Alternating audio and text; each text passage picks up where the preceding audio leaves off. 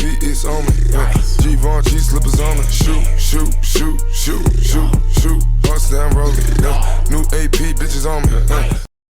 Alright, so I've literally recorded this video 3 times before this. I've checked the audio, and it's fine. Honestly, man, Audacity fucks with me so much. It's really annoying, but like, anyway, we're going to be getting onto the video now, so let's move into that. So in today's video, we're going to be talking about Activision as a publisher, how they have an influence on the Call of Duties that we play, and how they just kind of have a control in the development and everything like that. So if you guys aren't aware, Activision is a publisher of Call of Duties. They have practically control over everything that we play. If a developer, say Infinity Ward, puts out a game and is getting it ready for the beta or whatever, and Activision isn't happy with it, they can sit their fat money hungry asses on the developers and say, hey look, we don't want this, you have to scrap it and then make something new. Now I'm sure you guys are already seeing what I'm getting onto, but I won't get there just yet. We'll move on to some other stuff and a little bit of a background as to Activision leading up to being as money hungry as they are. So I'll repeat that one more time.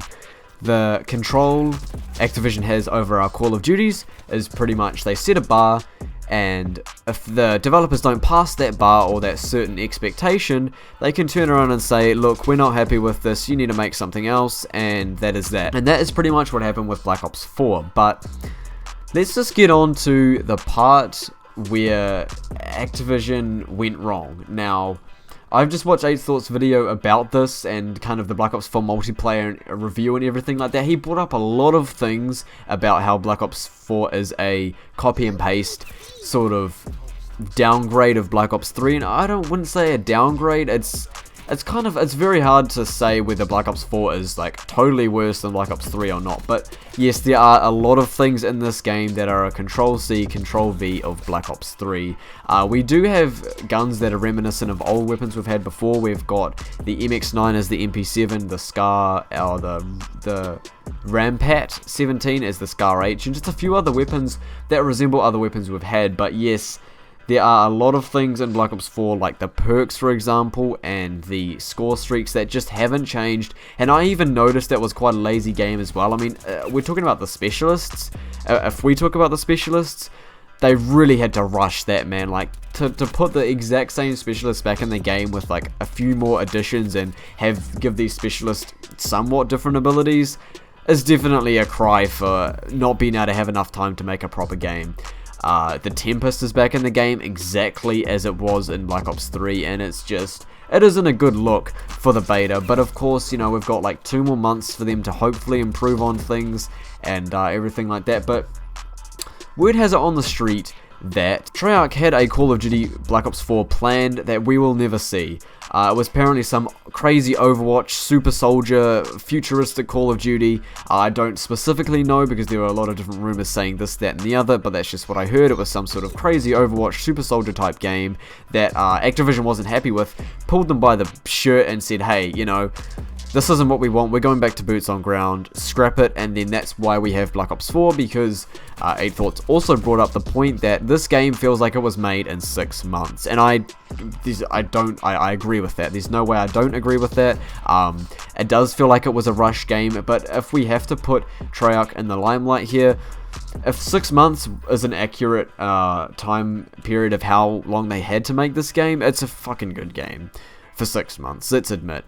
Now, we cannot throw any shade at Treyarch whatsoever because, like I said, Activision has a big role in how Call of Duties are put to the public and how they are made. Like I said, you literally can't get a game out, like a development team can't get a game out without it passing Activision, and it's just horrible. Like, the sad thing is that we're never going to see the iteration of the game that Treyarch had planned and the build of the game that they had planned, because Activision's money hungry ass just sat it on their faces and said, look, we don't want this, that, and the other. Now, I'm not going to put all of the blame on Activision, but I'm going to put most of the blame on them, because if we think about it, if we really take a honest look deep down and just realize that the Call of Duty community is pretty toxic. We've got a lot of complaining people in this community. Now, I do complain about quite a lot, but it's only things that actually affect the game and that need to be changed. Some people just need things to complain about because they're so bored in their lives, they've got nothing better to do. But if we think about it, you know, the COD community is pretty complaining. And it's like, you know, we want boots on ground, so they gave World War II. We don't like World War II, so we've got Black Ops 4 and just everything like that. And like, a lot of people just complain, you know, we want boots on the ground, we want modern, we want this and we want that, and then they give us that, and then we're not happy, and just, this is like a majority or a minority, by the way. And it's just like the COD community is so split. You know, we thought Black Ops 4 was going to be the best Call of Duty ever, you know, oh my god, it's finally Treyarch's turn, we can have a good Call of Duty, and then it like split the community more so than World War II probably did. I don't know, but this community just can't seem to be happy, and I see that. I definitely see that. These poor development teams must have such a hard time actually deciding on what they want to do, because there's this majority saying they want futuristic Call of Duties, and there's this majority saying they want modern Call of Duties, and then there's this majority saying they want old time World War II style Call of Duties, going back to the roots and what COD was, when probably a lot of those people don't even know what COD was like back in the day. And I, for one, I will declare myself and save my own ass, I do know what COD was like. I've been playing COD for 8 years. I started back in 2010 on Black Ops 1 and World at War, and have played every COD since then, including COD 4 and Call of Duty 2 Big Red 1 on the PS2. So trust me, I have played a lot of Call of Duty in my time. And I know a good Call of Duty when I see it, and Black Ops 4 definitely needs some improvement. But yeah, the COD community themselves make it hard for the development teams because of how much people complain, how much people want this, and how much people want that. But let's take it back to Activision's greed and where it all started. So I'm very good at telling this story, trust me. I've done 3 11-minute videos before this, talking about practically the same stuff, because I just can't get my audio right. But anyway, going back to the roots of where Activision went wrong, we're going to date back to Black Ops 2. Now, if you guys have played Black Ops 2 and you were familiar with the game, not just briefly played it, you will most likely know about the Revolution DLC map pack. That map pack introduced the very first iteration of a DLC weapon in Call of Duty. It was called the Peacekeeper. You guys have may used it in Black Ops 3 and don't even know the Peacekeeper was in Black Ops 2. And it was an amazing weapon. It was a masterpiece, an absolute gem of a weapon. It had good fire rate, it had good recoil, it had a good reload time, it had good ADS, it sounded such a good weapon. It was very loud, you could hear it like, you know, on the other side of the map. It was a pretty loud gun, but it was a gem of a gun. And I think they realized how much money they could make off something like this, that they took it to Ghosts and they brought in the Peacekeeper. The Ripper.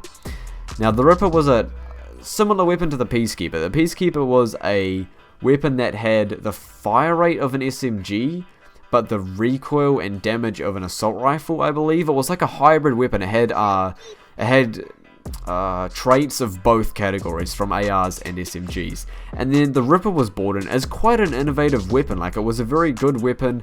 It had 2 different modes to it, where if you held down triangle or Y, you could turn it into an assault rifle mode and an SMG mode. You could switch between them, and it was a very cool weapon. They executed that quite well, and that weapon cost $6 by itself. Now, I know you may be thinking, well, holy shit, that's a digital item for a game. That's $6. First of all, that $6 is going to last you a very long time. You can stick with a weapon for quite a while, and most of you guys have probably played Fortnite. Fortnite skins are like $20 a case, so they're worse. This is just $6 for a weapon. That actually helps in game, and, you know, gives you an advantage. Skins don't, so just shut the fuck up, okay? I don't care. And then there was the other weapon called the Maverick. Now, the Maverick had 2 weapons to it, so it wasn't the Peacekeeper, 2 weapons in one. These were 2 separate weapons for probably the same price. There was the Maverick semi-auto sniper rifle, and then there was the Maverick assault rifle. So I think you guys can tell what I'm getting at. They saw that they could make money off the Revolution DLC map pack by adding the Peacekeeper in, and then Call of Duty Ghosts comes around, and they see that they can also make money off of DLC weapons by themselves. Now, I'm not actually too sure why DLC weapons are called that these days, because DLC stands for downloadable content.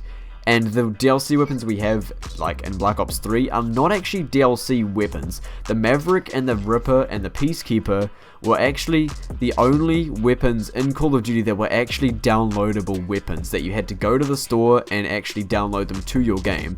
These weapons we have are just early in the game, and we have to unlock them through vicious luck, you know, ferocious, expensive luck.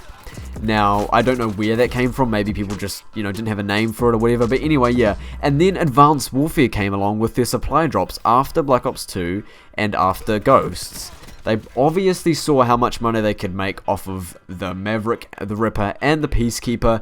And that is where I think Activision went wrong with their greed. And really, if you think about it, Call of Duty went downhill since Black Ops 2. I mean, Ghosts was a good game, I enjoyed it. Advanced Warfare was a good game, I enjoyed it. Black Ops 3 was a good game, I enjoyed it. But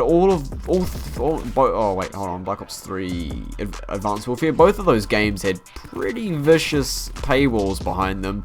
I'd say Advanced Warfare wasn't as bad, because obviously Black Ops 3 you could spend so much money on and literally get nothing out of it. Like I said, buying a $6 Ripper and a $6 Maverick is a lot better than buying skins on Fortnite or spending $100 on supply drops and not even getting a weapon. I have no problems with spending $6 on a weapon that I could end up spending $100 to try and get one in a supply drop. You know, it's a good deal if you really think about it, and how much money can go into supply drops and how pathetic that is. But holy shit, a lot of talking, and if this isn't good, I'm probably just going to scrap it and try it tomorrow. But if you have made it here, type in the comments. Very simple. First of all, drop a like if you haven't. If you've enjoyed the video, I appreciate that. Let me know your thoughts in the comment section below, but also drop a comment saying Activision. That's all I want to see, just Activision in the comments. If you've made it here, I would really appreciate it. I just want to see how much people make it to this point in the video. But if you guys are new to the channel, please do drop a like and drop a sub, turn on notifications as well. That is very important. I've got a lot of Black Ops 4 content coming. Like, I know I've said a few negative things about it, but other than that, for a 6-month, 7-month game, maybe a little bit more, we have something pretty decent, and hopefully by the end, or well, by the release, they've improved on it enough for it to be a decent game, and we've got our fingers crossed for Blackout being more successful than the beta. But anyway guys, I hope you all enjoyed this video, and if you did, please do drop a like and subscribe to the channel with post notifications on to never miss a Black Ops 4 video. I'm going to keep Black Ops 4 videos rolling to the second week of the beta, where I'll be able to play on my Xbox, my home, where I can excel the most in the beta. But anyway guys, I'll catch you all in the next video. Have a great day. Let's hope this audio is good, and I'm out.